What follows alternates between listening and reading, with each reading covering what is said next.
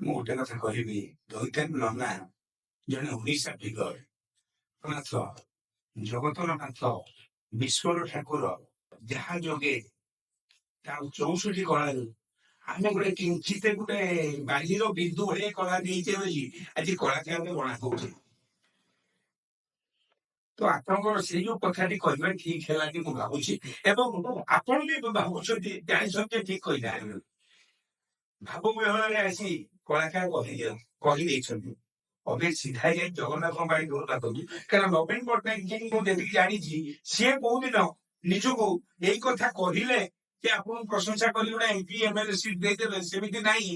ତେଣୁକରି ଆପଣ କ୍ଷମା ପ୍ରାର୍ଥନା କରନ୍ତୁ ଜଗନ୍ନାଥଙ୍କ ପାଖରେ, ଏଇଟା ମୁଁ ମିଠୁ ବିଥର କହୁଛି। କାହିଁକିନା ନନା ଆପଣଙ୍କ ଜାଗା ଅଲଗା ଜାଗାରେ, ଆପଣ ଏଇଟା ଯୋଉ କହିଲେ ଭାବ ବିହଳରେ କହିଦେଇଛନ୍ତି, କହିବା ଉଚିତ ନୁହଁ, ଏଠି କହିବା ଉଚିତ। ନମସ୍କାର।